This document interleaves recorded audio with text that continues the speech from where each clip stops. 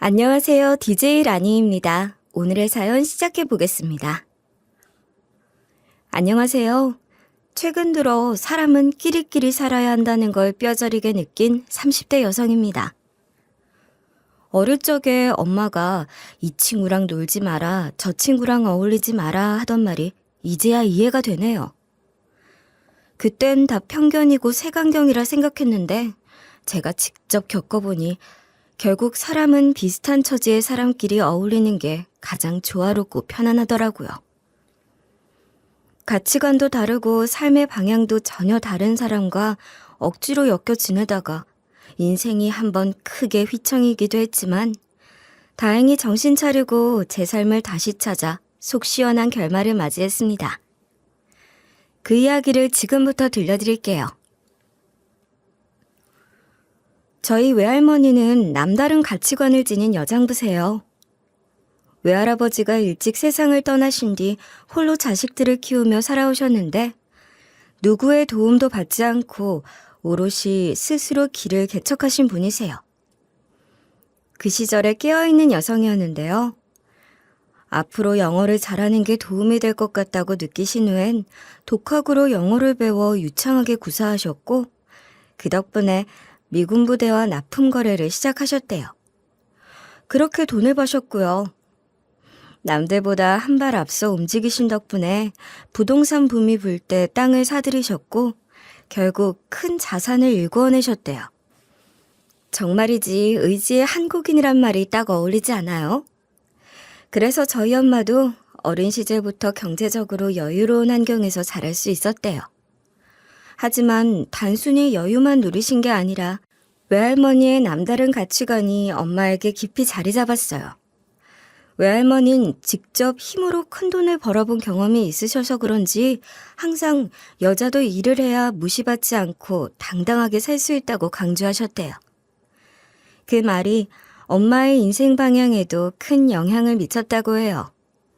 엄마는 외할머니를 많이 닮으셔서 항상 배우는 걸 좋아하셨는데요. 특히 영어에 대한 관심이 많으셨어요. 어릴 적부터 꾸준히 영어를 공부하시다가 결국 외국어 실력을 바탕으로 무역업에 뛰어드셨고 지금까지 사업을 운영하고 계세요. 두 분 다 흐름을 정말 잘 읽으셔서 언제 어떤 기회가 올지 항상 준비하고 계셨기 때문에 부동산이든 사업이든 빠르게 결단을 내리셨고 그 덕분에 큰 부를 이뤄내신 것 같아요. 그 실행력, 감각, 타이밍 보는 눈까지 정말 존경하지 않을 수가 없더라고요. 엄마는 그렇게 열심히 일하시다가 아빠를 만나 결혼하셨어요. 그런데 엄마에겐 다낭성 난소증후군이 있어서 임신이 쉽지 않았대요. 결국 40이 넘어서 저를 가지셨는데 임신 중에도 여러 번 위험한 고비가 있었다고 해요. 그래서 누워만 있던 시기도 있었고 조산을 할까봐 노심초사한 적이 한두 번이 아니었다고 해요. 다행히 제가 일찍 나오지 않고 10달 다 뱃속에 있다가 나왔다고 하는데요. 그렇게 어렵게 저를 낳으셨으니 제가 얼마나 귀한 아이였겠어요. 양가 할머니, 할아버지들 모두 저를 정말 아껴주셨어요. 특히 외갓집에선 더 그랬는데요. 외할머니도 자식이 저희 엄마 한 명뿐이었거든요. 그래서 외갓집에선 저를 첫 손주이자 유일한 손주이기 때문에 더욱 애지중지해 주셨어요. 그런데 생각해보세요. 그 시절엔 아들 못 낳으면 구박도 받고 눈치도 봐야 했던 때였잖아요. 그런데 저희 엄마가 40이 넘어서까지 아들은커녕 애도 못 가졌는데 보통 집안이었다면 눈치를 많이 줬을 겁니다. 어쩌면 내쫓았을 수도 있고요. 며느리 잡는 시어머니 그런 뻔한 스토리 있잖아요. 그런데 저희 엄만 그런 게 전혀 없으셨대요. 왜냐하면 저희 아빠가 소위 말하는 논팽이였거든요. 아빠는 엄마 회사에서 직원으로 일하시다가 엄마와 결혼하게 됐는데요. 결혼 후에도 특별히 의욕적으로 일하는 스타일은 아니셨고 그냥 엄마 믿고 회사도 잘 안 나가고 출근을 하더라도 일을 설렁설렁 했다고 해요. 엄마도 그런 아빠가 못마땅했지만 남편이니까 어쩔 수 없이 품고 있었다고 합니다. 그러다 제가 태어난 이후엔 아빠가 아예 주부로 집에 들어앉으셨대요. 아빠가 주부인 이런 가정, 저 클 때는 주변에 없었어요. 그래서 좀 이상하게 보는 사람들도 많았는데요. 엄마는 오히려 회사에서 사고 치는 것보다 집에서 저를 보고 집안일 하는 편이 낫다고 하시더라고요. 엄마가 바깥일을 도맡아 하셨고 아빠는 집에서 저를 돌보고 살림을 하긴 했는데 그것도 엄마 기준에서 보면 솔직히 제대로 하는 편은 아니었다고 해요. 뭐 결국엔 엄마가 바깥일 안팎으로 다 챙기셨던 셈이죠. 그런 상황이니 집안에서 애 못 낳는다고 구박한다면 그게 사람입니까? 아무리 시대가 그랬다고 하더라도 할머니 할아버지도 양심은 있으셨더라고요. 한없이 퍼주는 저희 엄마한테 자신의 아들을 맡긴 게 미안해서 매번 납작 엎드려 있었다고 해요. 오히려 저희 아빠를 쥐잡듯이 잡혔는데요.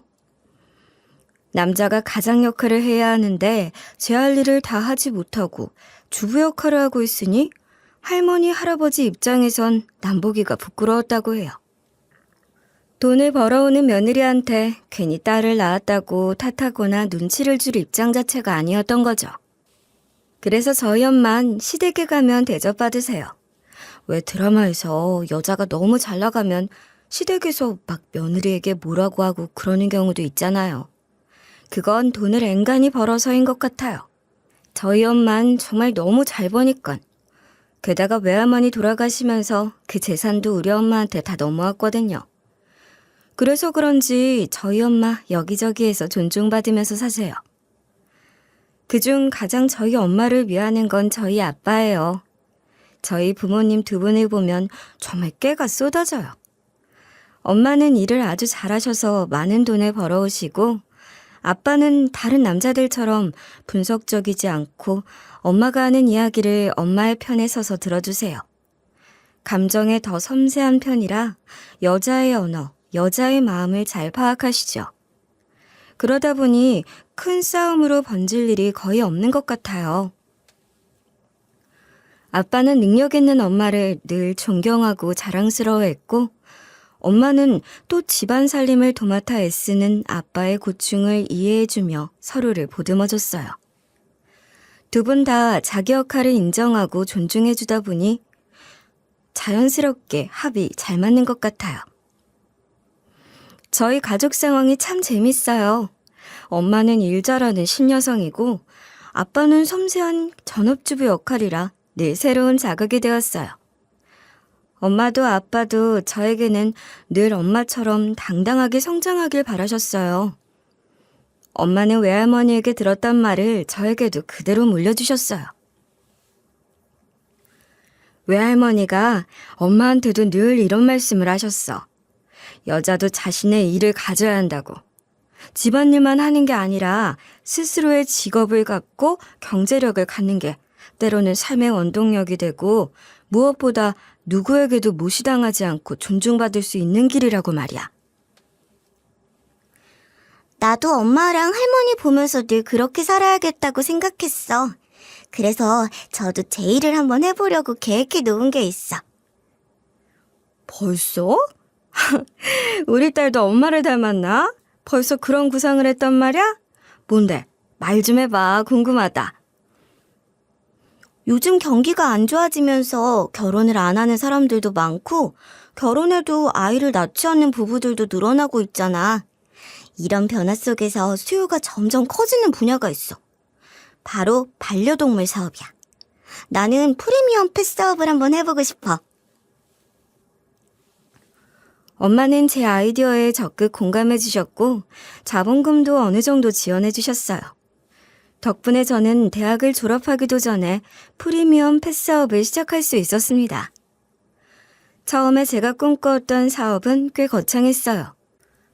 반려동물을 대상으로 맞춤형 건강식을 시작으로 재활 프로그램, 숙박시설까지 확장하고 나중엔 반려동물 추모 서비스와 보험 사업까지 단계적으로 확대할 계획이었어요.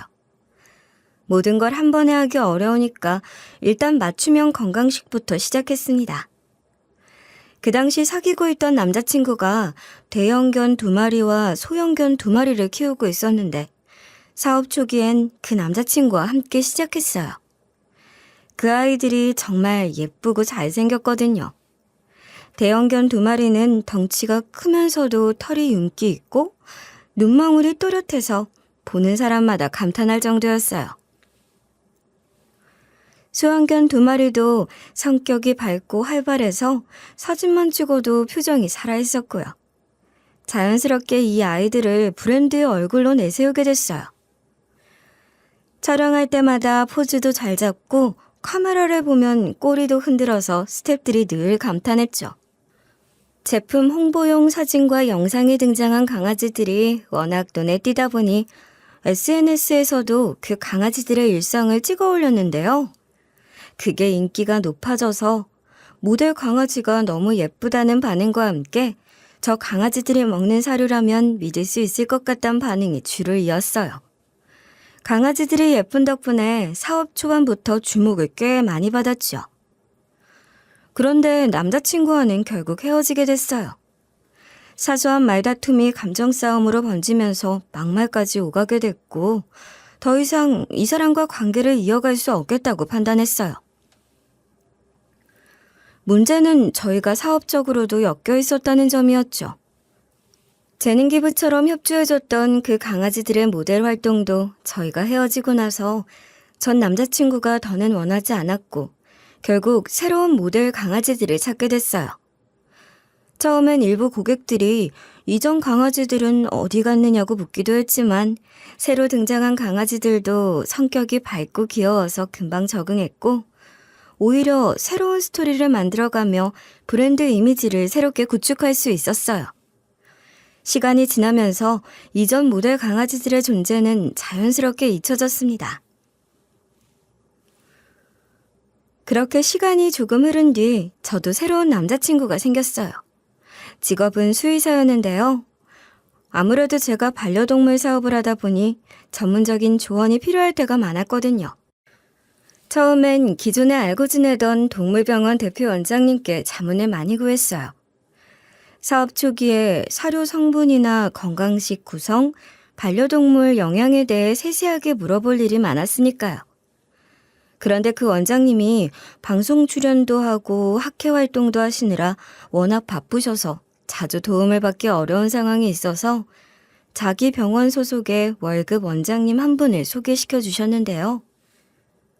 그분과 상담을 주고받다 보니 자연스럽게 연락이 잦아졌어요. 이야기도 잘 통하고 성격도 잘 맞아서 결국 연인으로 발전하게 됐습니다. 남자친구는 기본적으로 착하고 배려심 있는 사람이었어요. 저랑 개그 코드도 잘 맞고 부침성도 좋아서 누구와도 잘 어울리는 성격인데 한편으론 꽤 고지식한 면이 있어요. 여자에 대한 편견이 있더라고요. 결혼하면 여자는 집에서 살림만 해야 한다느니 아이는 당연히 엄마가 전적으로 키워야 한다느니 남자는 밖에서 일하고 여자는 집을 지키는 게 원래 자연스러운 거란 식으로 이야기했어요. 여자에 대한 기대치도 지나치게 보수적이었어요. 조신해야 한다. 말수가 많아선 안 된다. 밤늦게 다니면 안 된다. 옷도 단정하게 입어야 한다. 이런 말을 했고요. TV에서 여자 가수들이 노출 있는 옷을 입고 춤추는 장면을 보고 술집 여자 같다고 비난했어요. 처음엔 그냥 성향 차이라고 넘기려고 했는데 만날수록 이런 부분이 답답하게 다가오더라고요. 시대가 바뀐 걸 전혀 받아들이지 못하는 사람이랄까요. 그 이유를 나중에 알게 됐어요. 남자친구의 아버지가 젊었을 때 직업군인이었더라고요. 권위와 위계 질서를 중시하고 규율과 규칙을 최우선으로 삼는 성향이 몸에 밴 분이셨대요. 전통적인 가족관과 성 역할에 대한 고정관념도 확고하셨다고 합니다. 남자는 여자를 지켜야 하고 여자는 남자를 뒷바라지해야 하는 것처럼 남자와 여자가 할 일이 철저히 나뉘어 있다고 생각하셨대요. 그런 아버지 밑에서 자라면서 감정 표현도 억제하고 스스로 감정을 통제할 수밖에 없었다고 해요.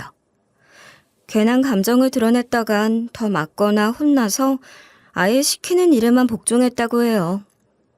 참 안타깝더라고요. 부모 자식 간인데 감정 없이 어떻게 살았을지 안쓰러웠어요.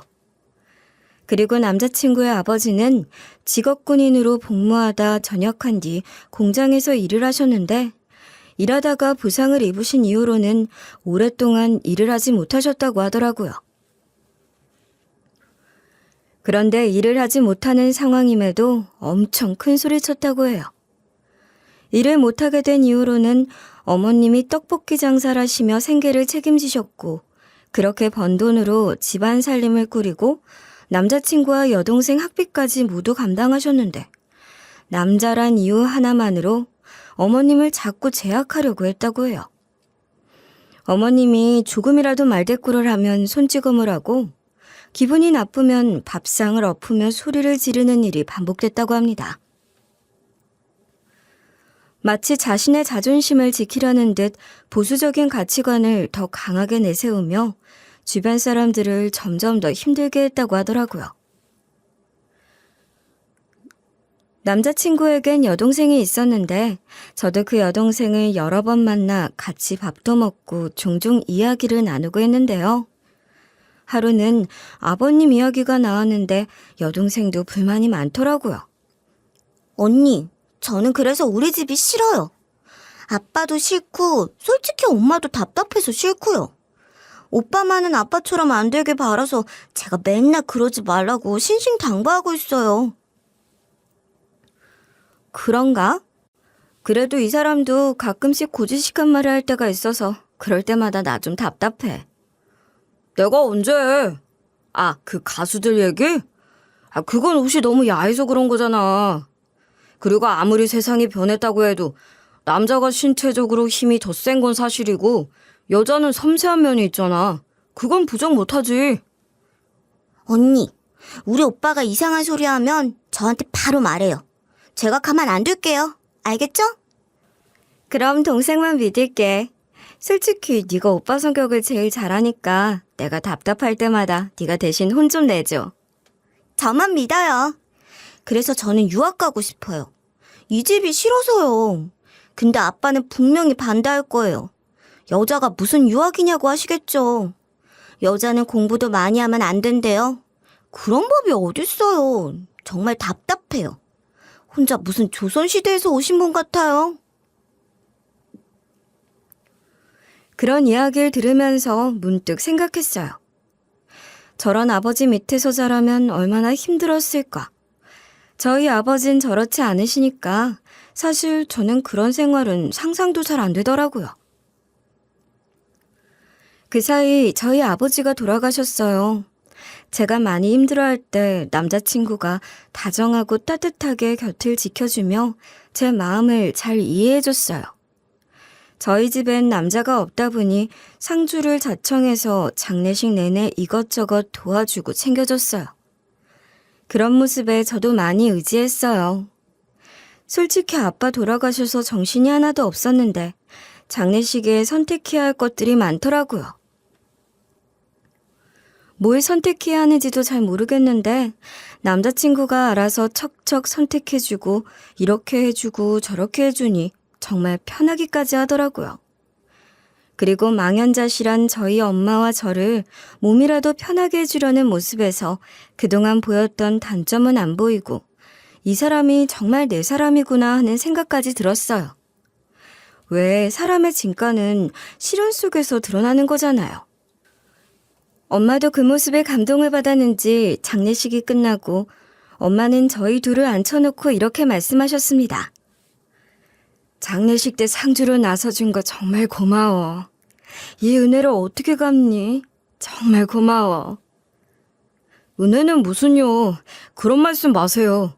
이 사람 이러면 제일이나 마찬가지예요. 장례식 통해서 확실히 느꼈어. 자네가 정말 좋은 사람이라는 걸.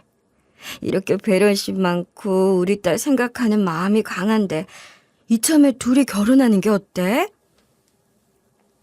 뭐? 결혼? 우리 사귄 지 얼마 되지도 않았어. 결혼은 아직 우리끼리도 생각해 본 적은 없는데? 사귄 기간이 뭐가 중요해. 마음의 깊이가 중요하지. 결혼해서 차차 알아가도 돼. 둘 다 직업 괜찮다. 나이도 꽉 찼겠다. 서로 좋아하고 아껴주는데 더 이상 볼 필요가 뭐가 있어. 이참에 결혼해. 저희도 결국 결혼하기로 했어요. 그렇게 결혼 준비 시작하면서 본격적으로 서로의 집안도 오가게 됐습니다. 저는 남자친구네 결혼한다고 인사를 갔더니 역시나 예비 시아버님은 인상부터 대단하시더라고요. 저는 순간 장군이신 줄 알았습니다. 머리 스타일, 표정, 말투까지 전부 군인 같으셨어요. 그래서 더 긴장이 됐어요. 처음 인사드리겠습니다. 안녕하세요. 정미진이라고 합니다. 저희 결혼 허락받으러 왔어요. 그래? 사업을 한다고? 결혼하면 일은 그만두거라. 여자는 결혼하면 남편 잘 보필하고 시댁 뜻 잘 따르고 그러는 거다. 예비 시아버진 저를 보고 반갑다거나 어서 오라거나 그런 말 한마디 없이 바로 본론부터 말씀을 하시더라고요. 그런데요, 저는 예비 시아버님이 그렇게 말씀하실 줄 알았어요. 그래서 제가 이런 말이 나올 줄 알고 미리 준비를 해간 게 있어요. 아버님, 걱정되시는 마음 충분히 이해해요. 그런데요, 이 자료를 한번 봐주실래요? 제가 회사에서 1년 동안 어느 정도 수익을 내고 있는지, 그리고 앞으로 회사를 어떻게 운영해갈 계획인지 정리한 것이에요. 참고해 주시면 감사하겠습니다. 저는 저희 회사의 분기별 영업이익표랑 제가 가져가는 순이익, 그리고 현재 진행 중인 사업과 앞으로의 발전 가능성까지 정리해 갔어요. 예비 시어머님은 그 자료를 한참 보시더니 고개를 끄덕이시더라고요. 아주 똑부러지네. 그래서 사장님 하나 보네. 1년에 이렇게 많이 벌어? 정말 대단하다. 그런데요, 예비 시아버진 가만히 자료를 한참 보시더니 못마땅한 듯 인상을 팍 찌푸리시더라고요. 그럼 일을 계속하겠다는 거네. 그런데 말이다. 결혼이라는 건 둘이 좋다고 다 되는 게 아니야. 집안과 집안이 잘 어울려야 하는 거지. 네가 돈을 번다고 해서 우리한테 좋은 게 뭐가 있겠냐. 우리 애가 돈을 못 버는 것도 아니고 우리는 우리 아들 뒷바라지 잘해줄 사람이 더 필요해. 지금 돌이켜 생각해보니까 그때 그냥 결혼을 확 엎어버릴 걸 그랬어요. 그게 두고두고 아쉬워요. 그깟 사랑이 뭐라고 제가 거기서 쩔쩔맸을까요? 네? 그럼 제가 어떻게 하면 저도 좋고 남편도 좋고 저희 엄마도 좋고 어머님 아버님도 좋을까요? 너도 일하는 이유가 있잖니? 결국 돈 때문 아니냐? 그 돈을 좀 우리한테 써라. 우리도 네가 열심히 벌어서 조금 편안해지면 납득이 되지 않겠니? 우리 딸 유학비 대주고 아들 병원 차려주고 우리 이사도 좀 시켜주고 이 집에선 벌레가 너무 많이 나와. 그 정도 해주면 나도 더는 네가 일하는 걸로 뭐라 하지 않겠다. 그 어마어마한 것들을 해달라고 하니까 저는 솔직히 말이 안 나왔습니다. 결혼 허락을 받으러 갔는데 유학비에 병원 개업 자금에 이사 비용까지 달라고 하니 이게 결혼 얘긴지 협상하러 온 건지 헷갈릴 지경이었어요. 너무 황당했지만 그 자리에서 뭐라고 할 수는 없어서 일단 생각 좀 해보겠다고 하고 나왔습니다. 집에 와서 엄마한테 다 얘기했더니 엄마는 잠시 생각하시더니 그러시더라고요. 그래도 결혼하면 어차피 그 집하고 인연 맺는 건데 그 정도는 해줘라. 결혼하고 말 나오는 것보다 그러는 게 향후 편할 거야. 없는 집안에 수의사 만들었으니 그 정도 바라는 걸 거야. 그냥 해줘. 그래야 나중에 말 안 나와. 그래? 그런데 내가 너무 미치고 들어가는 것 같지 않아? 남편은 딱히 해오는 것도 없는데? 너 예비 신랑 사랑하긴 하니? 사랑하는 사이에 그런 거 저런 거 따지지 마. 해줄 수 있으면 그냥 아무 소리 말고 해줘.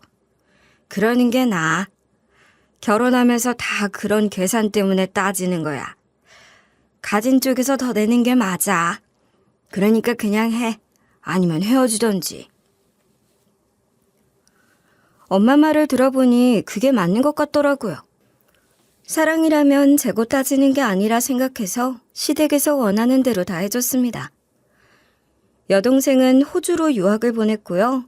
남자친구의 병원은 저희 엄마가 그 당시 신축 아파트 근처에 세운 꼬마 빌딩이 있는데 그 건물 1층에 차리라고 했어요. 그래서 큰 돈은 들지 않았죠. 그리고 시부모님의 집은 원래 50년 가까이 된 연립이었는데요. 신축 빌라로 옮겨드리며 좀 더 쾌적하게 사실 수 있게 해드렸습니다. 이 모든 걸 다 해드렸으니 무난하게 결혼할 줄 알았는데 아버님은 약속과는 다르게 그 뒤로도 계속 여자가 어쩌니 하면서 저를 달달 볶으셨어요. 그래도 그땐 유학에 넘기면서 결혼을 했지만 결혼해서도 계속 그러시길래 일부러 시댁과 연을 끊다시피 하고 지냈어요. 바쁘다는 핑계로 1년에 명절 2번과 어머님, 아버님 생신 때만 갔고요. 연락도 하지 않았어요. 시부모님과 남편은 저를 못마땅해 했지만 한우 대접 받으러 시댁에 왜 가요? 저를 지키는 방법이라 생각하고 강요하지 말라고 딱 잘라 말했습니다. 남편과는 그 부분에서만 트러블이 있었지 다른 부분에선 다정히 잘 지냈고요. 서로 아껴주며 신혼을 보내고 있었는데요. 결혼 생활 1년이 지났을 무렵이었어요. 시어머니가 전화로 그러더라고요. 애를 왜 안 갔냐고요. 혹시 저한테 문제가 있는 것 아니냐고 하더라고요. 제 몸에 문제 있으면 이온감이라면서 병원 가보고 알려주라고 하더군요. 그래서 남편이랑 같이 병원에 갔어요. 여러 가지 기본 검사를 했는데요. 저희 엄마가 다낭성 난소증후군이 있었고 할머니도 그랬어서 유전은 아니지만 걱정이 됐거든요. 다행히 제 자궁 기능은 20대 수준이라고 하더라고요. 얼마나 다행이었는지 몰라요. 그런데 문제는 남편이었습니다. 정자 운동성 저하라는 결과가 나왔어요. 그래서 이 부분을 시댁에 알렸어요. 다들 제가 문제라고 생각하고 있었으니까요. 이런 건 해명을 해야죠. 아버님, 어머님, 병원 다녀왔는데요. 저는 건강하고요. 다만 이 사람 정자의 운동성이 저하되어 있어서 자연 임신은 어렵다고 해요. 그래서 저희가 임신이 안 됐던 것 같아요. 뭐? 우리의 정자가 건강하지 못하다고? 아이고 이것 좀 봐라. 네가 남편을 제대로 보필하지 않으니까 몸이 이렇게 된 거 아니냐? 그래, 철마다 제철 음식 챙겨 먹이고 퇴근하면 푹 쉬게 해줘야지. 집에 와서도 집안일 시키니 쉬지 못해서 그런 거 아니냐? 너네 집안일 반반한다며? 어머님, 아버님, 그럼 저는요? 저도 일하고 집에 와서 똑같이 집안일 다 합니다. 아버님 말씀대로라면 연약한 여자가 밖에서 일도 하고 와서는 보살핌은커녕 집안일까지 해야 된다는 얘기세요? 여자는 지켜줘야 하는 존재라면서요. 저도 저희 집에선 귀한 딸입니다. 이렇게 말하니까 두 분 다 아무 말도 못 하시더라고요. 지들 자식만 귀한 거죠. 허참. 이런 사람들한테는 결국 임신을 해줘야만 이런 괴롭힘이 끝나겠다 싶어서 임신을 계획했습니다.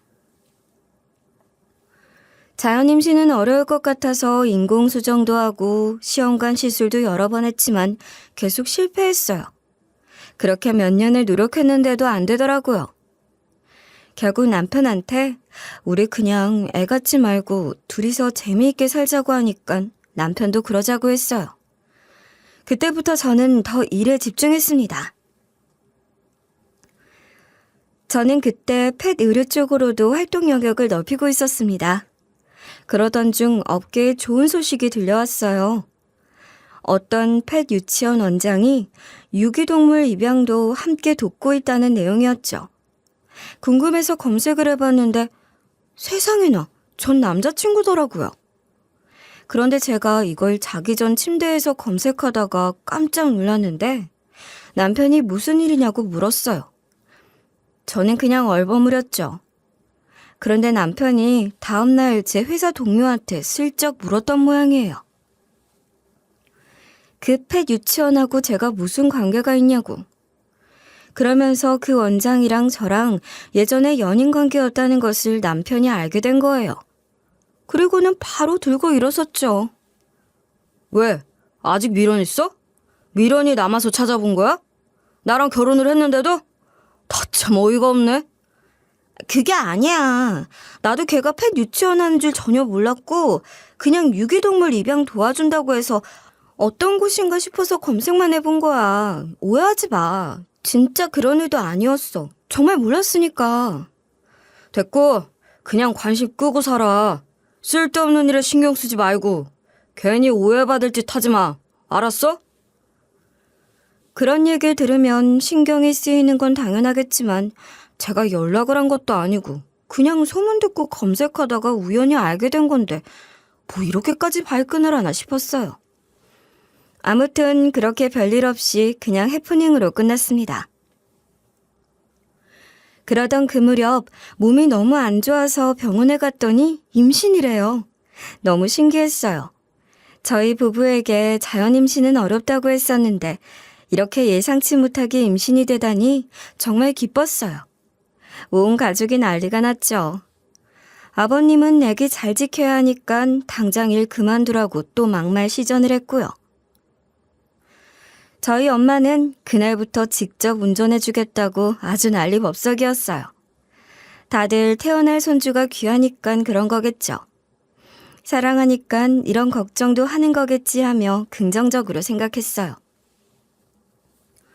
어느덧 10달이 지나 저는 딸을 출산했습니다. 시댁에선 아들이 아니라 조금 아쉬워했지만 감지덕지라고 생각하더라고요. 정말 조선시대에서 온 사람들 같다니까요. 저희 부부가 바쁜 탓에 아이는 한동안 시댁에서 봐주기로 했어요. 그런데 우리 아기 얼굴이 좀 까무잡잡하거든요. 저도 남편도 피부가 새하얀 편이라 다들 의아해했죠. 얘는 누굴 닮아서 이렇게 새까맣냐? 너랑 우리 아들도 다 새하얀데 어디 아픈 거 아니야? 어머님, 예정일이 지나서 낳으면 피부가 좀 까맣다는 말이 있던데 그런 걸까요? 얘가 40주 3일에 태어났잖아요. 자라면서 하얘지겠죠? 그럼 자라면서 여러 번 바뀌지. 우리 아들도 어릴 땐 치아빠 닮았는데 크니까 나 닮았잖아. 애들 생긴 새는 몰라. 그래서 그런가 보다 했습니다. 자라면서 하얘지겠지 싶었죠. 그런데 저희 딸은 쌍꺼풀도 있었어요. 저도 남편도 태어날 때부터 쌍꺼풀이 없었거든요. 지금도 무쌍이고요. 시부모가 저희 아이를 보다 보니 이런 얘기가 계속 나왔어요. 그런 것만 자꾸 보이는 모양이더라고요. 전 대수롭지 않게 생각했어요. 제 눈엔 너무 예쁜 아기거든요. 저는 그때 새로운 신사업 때문에 바쁘게 지내고 있었는데요. 갑자기 전 남자친구한테 연락이 왔어요. 그동안 자신은 펫 유치원을 하다가 지금은 강아지 호텔링 사업이랑 유기동물 입양까지 하고 있는데 유기동물 입양 부분을 몸짓을 좀 더 키워서 제대로 해보고 싶다고 하더라고요. 그러면서 저희 회사 제품을 지속적으로 협찬받을 수 있겠냐고 물었습니다. 저도 어차피 하는 일이 펫 사업이다 보니까 유기동물 입양 같은 좋은 취지라면 협찬도 괜찮겠다 싶었어요. 대신 저희 회사도 홍보될 수 있게 해달라고 조건을 걸었고요. 그렇게 두어 번 미팅을 하다가 나중엔 다른 직원한테 이 일 맡기고 저는 손을 뗐습니다. 그 뒤론 크게 신경 안 쓰고 지냈어요. 그렇게 일도 하고 아이도 키우면서 지내다 보니 어느덧 저희 아이 돌잔치가 하루 앞으로 다가왔어요. 마침 그날은 펫 의료 화보 촬영이 잡혀 있어서 스튜디오를 가야 했는데요. 저희 딸이 강아지를 너무 좋아해요. 그래서 남편이 아이를 데리고 스튜디오로 왔고 즐거운 분위기 속에서 촬영을 진행했어요. 열심히 촬영하고 있는데 그날 저의 전 남자친구가 온 거예요. 알고 보니 유기견 입양 홍보용 화보를 찍으러 왔는데 촬영 감독이 의류 화보 찍는 김에 같이 촬영하자고 날짜를 맞춰버린 거였어요. 저는 정말 이 일정을 전혀 모르고 있었습니다. 저도 너무 당황스러웠는데 하필 저희 아이는 전 남자친구가 데려온 강아지가 마음에 들은지 그 강아지들과 같이 뛰어놀고 있었어요. 그러다 남편이 아이와 화장실 갔다 오다가 직원들이 유기견을 데리고 온 사람이 제 전 남자친구란 얘기를 수군대는 걸 들었대요. 아주 환장할 상황이 벌어진 거죠. 남편이 저를 잠깐 뒤로 부르더라고요. 저 강아지 주인이 당신 전 남자친구라며? 아직도 연락하고 있었어? 이거 바람이야. 이혼감이라고. 아니야. 연락 끊긴 지 오래였는데 유기견 입양센터를 운영한다길래 우리 제품 협찬해주고 화보도 찍어달라고 해서 그 정도만 도와준 거야. 그것도 내가 직접 챙긴 것도 아니고 다른 직원이 담당했어. 그래서 오늘 여기 오는 줄도 몰랐어. 알았으면 당신 불렀겠어? 안 불렀겠지. 지금은 그냥 일적으로만 아는 사이야. 아무 감정 없어. 오해하지 마. 그걸 내가 어떻게 알아? 저 인간이 널 보는 눈빛이 이상하잖아. 둘 사이에 뭐 있는 거 아니야? 없다니까? 소설 쓰지 마. 걔도 지금 여자친구 있어. 그냥 말 그대로 강아지 주인일 뿐이라고. 그러자 전 남친이 저희 둘이 싸우는 걸 들었는지 따라 나와서 해명하려고 하는 거예요. 말씀 중에 죄송합니다. 혹시 저 때문에 싸우시는 건가 해서요. 오해하지 마세요. 그런 사이 전혀 아닙니다. 아휴, 상황 파악 좀 하지. 이럴 땐 그냥 빠져 있어야지. 그런데 제 남편이 그 인간을 위아래로 훑어보더니 그러는 겁니다. 너 혹시 우리 와이프랑 잤냐? 잤어? 잤냐고. 혹시 너 우리 아이 아빠야? 맞냐? 이것들이 사람을 바보로 하나? 지금 뭐 하는 거야 대체? 참고로 전 남자친구는 피부도 까무잡잡하고 쌍꺼풀도 진하게 있어요. 그걸 보더니 남편이 소설을 막 쓰더라고요. 그게 무슨 말씀이세요? 저 얘랑 정말 오랜만에 봅니다. 잤다뇨? 그런 말씀을 왜 하시는 거죠? 그러니까 대답해. 너 우리 와이프랑 잤냐고. 둘이 대체 뭐 한 거야? 나 가지고 논 거야? 이것들이? 막말은 막말로 받아쳤고요. 그날 워낙 크게 싸워서 결국 촬영도 다 끝내지 못했습니다. 남편은 집에 먼저 가 있겠다고 하고 먼저 나갔고 저는 일 마치고 퇴근해서 집에 들어갔는데 남편이 짐을 싸고 있더라고요. 나 더 이상 이 집에서 살고 싶지 않아. 애도 보고 싶지 않아. 그러니까 네가 알아서 해. 자꾸 무슨 소리를 하는 거야? 무슨 상상의 나래를 펼치고 있는 거야? 아까 걔도 말했잖아. 걔랑 나랑 아무 짓도 안 했다고. 거짓말인 거 누가 모를 줄 알아? 그 자식 얼굴 딱 보니까 알겠더라. 얘 아빠 그 자식이지? 절대 아니야. 그런 일 없었어. 무슨 개막장 드라마를 쓰는 거야? 후회할 말 하지 마. 이래서 여자는 사회생활 시키면 안 된다니까? 밖으로 돌아다니다가 밖에서 생긴 애까지 데리고 온 거잖아. 그 자식 딱 보니까 애 아빠 맞더만. 그래서 우리 집안에도 소홀했던 거고 우리 부모한테도 등한시하고. 내가 등한시한 게 뭐야? 날 무시하고 면박 주고 부려먹으려니까 내가 스스로 시댁과 거리를 둔 거지. 넌 중간 역할이란 걸 할 줄도 모르잖아. 내가 나 지키려고 그런 거야. 네 탓을 해. 미친년. 뚫린 입이라고 말은 잘하네. 그게 그렇게 불만이라 전 남친을 찾은 거냐? 더러운 년? 그렇게 막말을 퍼붓고 나가버렸습니다. 그게 돌잔치 하루 전날이었어요. 남편한테 그래도 우리 딸 첫 생일인데 오라고 했더니 자기 친척들도 다 불렀으니까 가긴 가겠다고 하더라고요. 그리고 돌잔치 시작 2시간 전에 와서 사진 찍는 시간이 있었는데 남편은 오지도 않았어요. 결국 하는 수 없이 저랑 아이랑 둘이서만 사진을 찍었어요. 그렇게 식이 시작됐고 시부모님과 남편도 도착해서 저희 가족 셋은 무대에 섰습니다.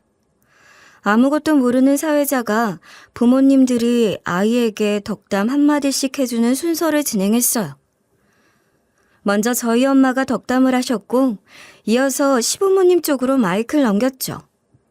그런데요, 시아버지가 마이크를 잡지 않자 그때 시어머니가 눈빛이 헷갈리는 듯 잠시 멈추더니 갑자기 벌떡 일어나 저에게 다가오더니 제 뺨을 세게 후려치며 외쳤습니다. 이 더러운 년이 감히 내 손주인 척을 해? 여러분, 그거 아세요? 얘가 낳은 딸이 우리 아들 피가 아니랍니다. 제가 어쩔 수 없이 사람들 초대해서 오긴 왔지만 이런 쇼는 못 보겠네요. 너 호적에서 파버릴 거다. 어디서 이런 거지 같은 게 굴러와서 당장 내쫓을 줄 알아. 소박당할 줄 알아. 당장 진저검사해. 이 더러운 거사. 뻔뻔하게 사람들 모아놓고 돌잔치를 해? 더러운 년? 그래서 내가 애초부터 여자는 사회생활 하면 안 된다고 했잖아. 결국 이런 일이 터지잖아. 에휴, 가자. 결국 그날 돌잔치는 아수라장이 되었어요. 저희 딸 첫 생일 파티는 제대로 하지도 못했고 위약금 다 물어주고 오신 손님들께는 죄송하다고 뷔페 드시고 가시라고 했어요. 그리고 저는 엄마랑 나와서 집에 가서 누웠습니다. 내가 살다 이런 경우는 처음 본다. 무슨 다른 꿍꿍이가 있는 거 아니야? 어떻게 자기 처를 그렇게까지 의심을 해? 또 자기 자식을 그렇게 생각하는 건 대체 뭐야? 진짜 열받아. 날 도대체 뭘로 보고 그런 말을 하는 거야? 우리 딸을 어떻게 그런 식으로 생각할 수 있어? 사람들 앞에서 날 그런 식으로 모욕하고 난 너무 열받아. 나도 피가 거꾸로 솟아. 원래부터 이상한 집구석이었는데 갈수록 더 이상한 것 같아. 이래서 가치관이 비슷한 사람과 만나야 하는데 너무 다른 종족과 만나서 그런 건가 싶네. 너 그냥 이혼해. 그런 놈이랑 더 살다간 더 끔찍한 꼴 당해. 이젠 볼 것도 없어. 엄마도 저도 기가 막혔고요. 사람들 앞에서 망신당하고 온 게 자꾸 생각나고 저를 그런 시선으로 바라봤더니 정말 너무 화가 났어요. 저희 애를 왜 자기 애라고 생각을 안 하는지 원래부터 그런 생각을 가지고 있었구나 라고 생각이 정리되었습니다. 그날 밤 남편에게서 전화가 왔어요. 이미 진이 다 빠졌는데 또 한 번 속을 뒤집어 놓더라고요. 갈수록 가관이었어요. 야, 내일 친자 검사하러 가게. 애 데리고 나와. 어떻게 날 이렇게 속일 수가 있어? 내가 뭘 속였다는 거야? 난 떳떳해. 숨긴 것도 없고 잘못한 것도 없어. 친자 검사? 그래, 해. 하자. 얼마나 후회를 하려고 이래? 그때 갑자기 시어머니가 전화를 바꿔받으시더니 목소리를 높이셨고요. 5만 가지 욕을 한바탕 퍼부으면서 말했어요. 야, 이 미친년아! 뭘 잘했다고 큰 소리야? 우리 아들 바보 만들어 놓고 기분이 좋니? 태어났을 때부터 영 닮은 구석이 없다고 생각했는데 그때 해볼 걸 후회가 되네. 그때 검사했으면 우리가 이런 꼴을 안 당했을 텐데. 너 그때 소방 내렸을 텐데 말이야. 어디 확 그냥 우리 집안을 물러봐? 저 잘못한 거 없습니다. 원하시는 친자검사 해드릴게요. 결과 나오면 나중에 후회만 하지 마세요. 그땐 말 바꾸지 마시고요. 아셨죠? 너무 억울하고 화가 나고 정말 미치겠더라고요. 그런데도 마음 한구석엔 이 일을 제대로 마무리 지어야 나중에라도 두고두고 오해받지 않겠다는 생각이 들었습니다. 그래서 감정은 일단 접어두고 확실하게 정리를 하기로 했습니다. 친자 검사를 할 수 있는 곳은 여러 군데가 있었지만 저는 저희 아이가 태어난 산부인과로 가기로 했어요. 원래 산부인과에선 직접 유전자 검사를 하진 않고 샘플을 채취한 뒤 제휴된 유전자 분석기관에 의뢰를 하는데요. 저희는 이런 경우도 있는지 의사의 소견도 함께 듣기 위해 산부인과에서 만나기로 했습니다. 그 인간과 병원에 가기 전에 이야기를 조금 더 해야겠다는 생각이 들어 산부인과 근처 커피숍에서 먼저 만났어요. 친자 검사 꼭 해야 해? 우리 딸, 네 친자 맞아. 정말 맞다고. 근데 이렇게까지 의심하는 건 그건 다른 문제야. 만약 검사에서 친자 맞다고 나오면 그때는 어떻게 하려고 그래? 왜? 친자 검사하면 안 되는 이유라도 있나 봐? 그럼 그렇지. 나랑 한 군데도 닮은 구석이 없잖아. 솔직히 말하면 너 예전부터 의심스러웠어. 사회생활하면서 이 남자 저 남자 많이 만나는데 썸씽이 없었겠어? 이래서 우리 아빠가 회사 그만두라고 한 거였어. 여자가 조신한 맛이 있어야지. 참네. 애를 만들어 와? 결혼해서도 전 남자친구까지 만나는 년은 내 주변에 너뿐이야. 이 더러운 년아. 그러고는 입에 담지 못할 말들을 퍼부었어요.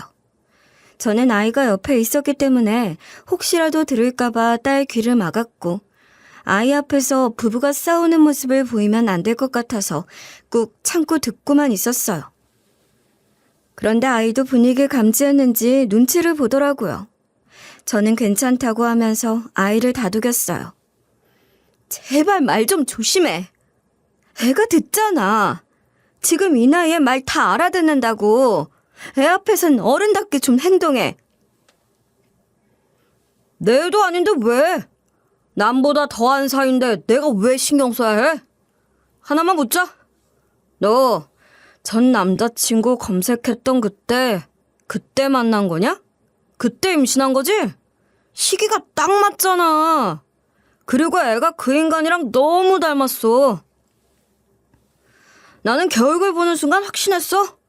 너 그동안 보여준 행동까지 다 떠올리니까 오만정이 다 떨어지더라.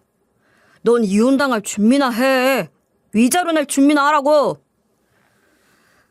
남편이 하도 장담을 해대니까 저도 그 순간 눈이 확 돌아버렸습니다. 그래? 그럼 친자 맞으면 어쩔 건데? 그냥 사과 몇 마디 하고 넘어갈 문제는 아니야. 이제는 말에 책임을 져야지. 우리 딸이 네 친자 맞으면 너네 집안에 내가 해줬던 거 지원금, 집, 병원까지 전부 다 내놔. 위자료까지 포함해서. 좋아. 나도 자신 있어. 만약 네가 거짓말한 거면 네가 내 친자 아니라고 판명 나면 10억의 위자료까지 줘. 이참에 말 바꾸지 못하게 공증을 하자. 어때? 난 자신 있어. 뭐? 공증? 진짜 가지가지 한다. 그래, 가자. 공증부터 하자. 나중에 딴소리하기 없기야. 그렇게 해서 결국 서로 조건을 걸고 공증까지 받아놨습니다. 그리고 바로 산부인과로 향했어요. 의사에게 먼저 물어봤어요. 아이가 부모랑 피부색도 다르고 쌍꺼풀도 있는데 이런 일이 있을 수 있냐고요. 그러자 의사는 이런 경우는 생각보다 흔하다고 했어요. 직계가 아니라 조부모나 외조부모 유전자가 튀어나오는 경우도 실제로 많고 쌍꺼풀 역시 생겼다가 없어지고 없다가 생기기도 하는데 그건 눈 주변의 지방이나 근육에 따라 달라지는 거라 크게 걱정할 건 아니라고 했습니다. 그러면서 의사가 굳이 검사를 꼭 하셔야겠냐고 묻더라고요. 자기가 봤을 땐 아이 얼굴에서 엄마 아빠 얼굴이 보인다면서요. 그러자 남편이 저를 쳐다보면서 의사까지 섭외한 거냐고 묻더라고요. 의사도 당황해하면서 그냥 원하신다면 절차대로 진행하겠다고 하더니 저희 아이와 남편의 혈액을 채취해서 유전자 분석기관에 의뢰를 했습니다. 결과는 일주일 후에 나온다고 했고요. 검사 결과를 받을 때는 반드시 저랑 남편 둘 다 병원에 직접 와야 한다고 해서 알겠다고 하고 병원을 나왔어요. 그렇게 저희는 서로 헤어진 채 결과를 기다리게 되었죠. 그리고 정확히 일주일 후 산부인과에서 검사 결과가 도착했다며 저희 둘 다 병원으로 오라고 연락을 왔어요. 남편은 그날도 저한테 전화를 걸어 꼭 오라고 다시 한번 압박을 주듯 전화를 했는데요. 그 목소리를 듣자마자 너무 스트레스더라고요. 안 그래도 저는 그동안 받은 스트레스 때문인지 몸 상태가 너무 안 좋았어요. 그래서 병원 가는 김에 링거라도 맞으려고 조금 일찍 도착했는데 세상에 남편도 벌써 와 있더라고요. 병원 대기실에서 마주쳤고 서로 말은 거의 하지 않았습니다. 제 진료는 일단 뒤로 미루고 친자 확인부터 하기로 했어요. 남편과 함께 진료실로 들어갔어요. 의사는 결과지를 들고 앉아있다가 웃는 얼굴로 조심스럽게 말을 꺼냈어요. 99.9% 확률로 아버님의 친자식이 맞습니다. 여기 공식 결과지고요. 유전자 검사 결과는 정확하니 이제는 더 이상 오해가 없으셨으면 좋겠습니다. 그 순간 남편이 자리를 박차고 일어나더니 의사와 저를 위협하는 제스처를 하면서 목소리를 높였어요. 말도 안 돼. 거짓말.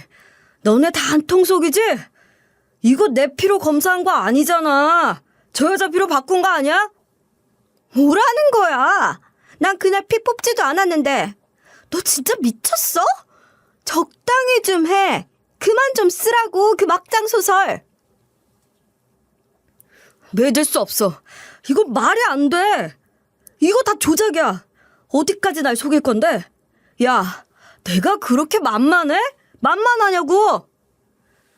남편은 이미 눈이 뒤집힌 상태였고 말뿐만 아니라 몸짓까지 점점 격해지기 시작했습니다. 의사는 급히 보안요원을 호출했고 결국 병원 보안팀이 진료실 안으로 들어와 남편을 밖으로 끌어냈어요. 남편이 진료실 밖으로 끌려나가고 저는 결과지를 챙긴 뒤 진료를 이어받았어요. 의사가 제 상태를 살펴보더니 이런저런 질문을 했고 혹시 모르니 검사를 한번 해보자고 하더라고요. 저는 별일 없을 거라 생각했지만 그래도 그냥 검사를 받았어요. 그런데요, 뜻밖의 일이 제 몸에서 일어났더라고요. 임신 맞네요. 지금 8주 정도고요. 아이 심장도 뛰고 있어요. 한번 들어보세요. 네? 8주요? 임신해서 몸이 안 좋았던 거구나. 이를 어쩌죠? 애가 온 건 축복이긴 한데 이 상황에선 반갑지가 않네요. 예상치 못한 임신에 저도 놀랐고 의사와 간호사들도 당황한 눈치였어요. 저희 집 사정을 뻔히 아는 사람들이니 그럴 만도 했죠. 의사는 조심스럽게 말했습니다. 이럴 때일수록 남편분과 함께 진료를 보시는 건 어떠세요? 애기 심장 소리 들으면 생각이 달라질 수도 있어요. 그럴까요? 그럼 제 남편 좀 불러주시겠어요? 애기 심장 소리 듣고 정신을 좀 차렸으면 좋겠네요. 전 그때 제 뱃속에 있는 아이 심장수를 들어서 그런지 그동안 남편이 저지른 감정은 다 뒤로 하고 남편이 진지하게 사과를 하고 반성을 한다면 용서해줄 마음이 좀 있었어요. 남편도 분명 아이의 심장수를 들으면 한 생명을 책임져야 하는 어른으로 다시 돌아올 거라 생각했어요. 그래서 보안요원을 통해 남편을 다시 불러들였어요. 의사는 남편한테 제가 임신했다고 말을 했고요. 진료실 안 고요한 공간 속에서 아이의 심장 소리만 뚜렷하게 울려 퍼졌죠. 그걸 들은 남편의 눈빛이 잠시 흔들렸습니다. 그런데요, 남편의 반응은 제 예상과는 좀 달랐어요.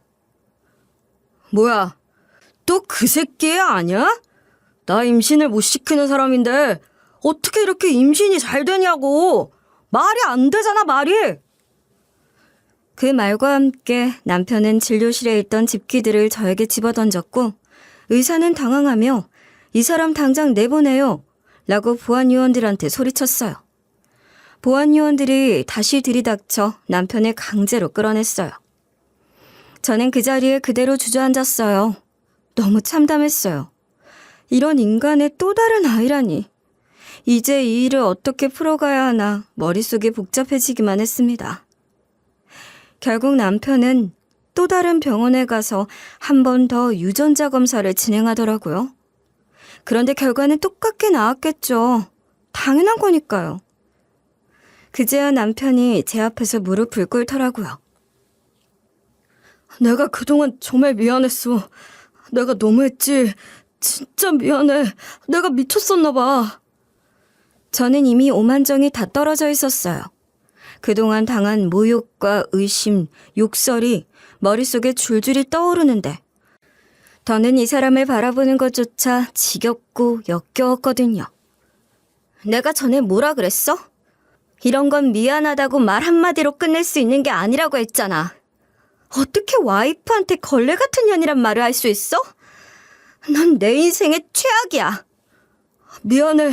내가 말이 심했어. 그땐 이성도 없었고 그냥 머릿속에 돌았던 것 같아. 내가 하도 그런 소리를 아버지께 들어서 그런지 의심이 너무 됐었어. 내가 너무 무너졌었어. 미안해. 다신 안 그럴게. 아니? 이제 당신 사정 따윈 궁금하지도 않고 중요하지도 않아. 우리 약속 기억하지? 공증한 거 말이야. 그 약속 지켜. 앞으로는 변명도 사과도 필요 없어. 제가 강하게 나오자 시댁 식구들도 결국 저희 회사로 찾아와 사람들 앞에서 무릎을 꿇더라고요. 그 자존심 세던 아버님까지도요. 참 돈 앞에선 장사 없다더니 정말 그렇더라고요. 왜 이러세요? 그렇게 저 모함하고 사람들 앞에서 제 뺨 때릴 땐 언제고 이제 와서 이렇게 살려달라고 하세요? 우리가 널 오해해서 미안하다. 나는 정황상 정말 그런 줄만 알았지. 우리한테 해줬던 것들 다 가져간다고? 미안하다. 내가 그래서 이렇게 사과하러 온 거야. 그래, 우리도 아들 말만 듣다 보니까 그렇게 믿어버린 거야. 정황이 그렇다고 길이길이 날 테니까 나도 사실 확인하지도 않고 그런 줄로만 알았어. 미안하다. 됐고요. 제가 입은 상처가 너무 커서 용서할 마음이 없습니다. 이런 쇼 안 하셔도 돼요. 미안하다, 반성한다 해도 달라질 건 없어요. 그러니까 그냥 가세요. 그리고 다시는 저한테 오지 마시고요. 저는 그 집안이 저에게 했던 모든 짓들을 용서하고 싶지 않았어요. 제 명예를 짓밟고 제 딸까지 부정했던 사람들과의 신뢰는 이미 끝났으니까요. 그래서 저는 계획대로 이혼 소송을 진행했어요. 변호사에게 그동안 저한테 있었던 일들을 다 설명해줬고요. 저한테 모욕적인 말을 했던 문자들과 그 자리에 있던 증인들을 내세우며 저도 철저히 준비를 했습니다.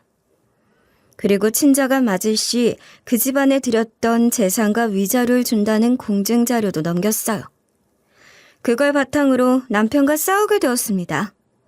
결국은 제가 원하는 대로 남편 집안에 들어갔던 모든 재산을 다 돌려받았어요. 병원도 되찾았고 집도 반환받고 위자료까지 확실히 받아냈습니다. 먼저 그 인간 병원부터 정리했어요. 원래 그 인간 병원은 저희 엄마가 가지고 있던 건물 1층에 계약도 없이 차린 거였는데요. 가족끼리라고 계약서도 안 썼거든요. 그러니 그 병원 내쫓는 건 법적인 절차도 필요 없더라고요. 엄마가 나가라고 하면 나가야 되는 상황이거든요.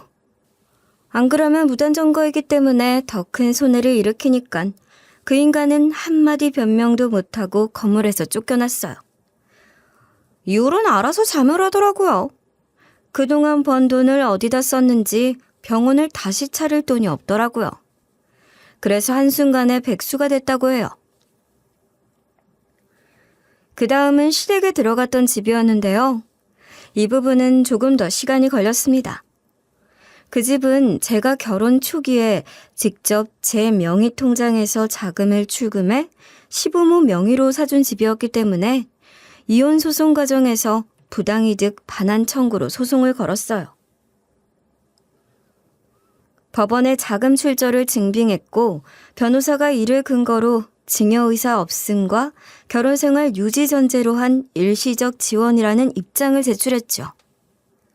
시부모 측은 반환 거부할 명확한 사유를 제시하지 못했고 결국 법원에서는 집은 제게 반환하라는 판결을 내렸습니다. 그리고 시누이 제가 유학 보내줬잖아요. 모든 지원 다 끊는다고 했어요. 그래도 시누이는 예뻐서 공부시켜줄까 했는데요. 자식 가지고 장사하고 자식 가지고 모함하는 그런 집안에는 똑같이 갚아주는 게 가장 큰 벌이라 생각하고 과감히 시누이도 돌아오라고 했습니다.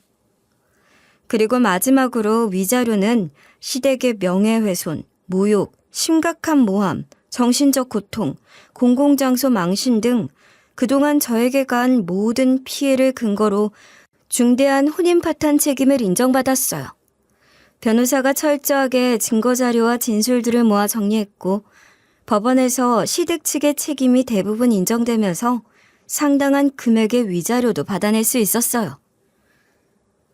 그런데도 저는 속이 쉽게 풀리지가 않더라고요. 너무 험한 일을 당했잖아요. 제 명예를 그렇게 짓밟아 놓았는데 제가 이혼하고 돈 돌려받는다고 해서 제 명예가 회복되는 게 아니더라고요. 그 사람들 도저히 그냥 넘어갈 수가 없었습니다. 그래서 따로 명예훼손 소송도 진행하기로 했어요. 생각해보세요.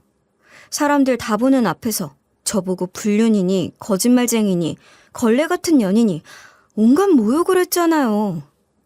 거기다 시댁 식구들이 반복적으로 저를 의심하고 모욕하고 강제로 친자 검사까지 하게 만들었고요. 그런 일들 때문에 저도 정신적으로 너무 큰 고통을 받았어요. 변호사는 형사랑 민사를 같이 가자고 하더라고요.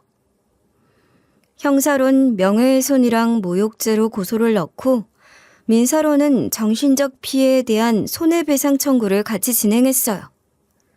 증거는 충분했습니다. 돌잔치 때 찍힌 영상, 참석했던 사람들 진술서, 병원 보안 기록, 그리고 시부모가 저희 회사로 찾아와 무릎 꿇었던 모습까지 다 자료로 준비해서 법원에 제출했죠. 결국 법원에서도 시댁 쪽이 한 행동을 심각하게 보더라고요. 형사에서는 명예훼손으로 유죄 판결이 나왔고요. 민사에서는 추가로 위자료까지 받게 됐어요. 그렇게 저는 이혼소송, 재산반환, 명예훼손 소송까지 전부 이기게 됐어요. 이 모든 일이 끝나고 나서도 그 인간은 또 반성하는 척을 하더라고요. 딸한테 미안해서 앞으로는 잘해주고 싶다느니, 기회를 한 번만 더 달라느니 말은 잘하더라고요.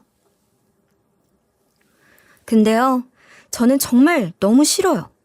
그런 편협하고 구시대적인 사고방식을 가진 사람들한테 저희 딸이랑 엮이는 것 자체가 너무 싫어요.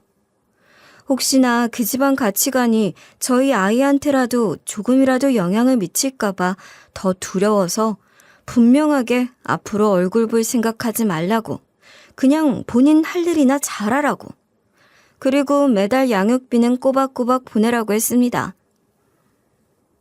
남편도 납득을 하더라고요. 하긴요, 지가 저한테 한 행동이 있는데요.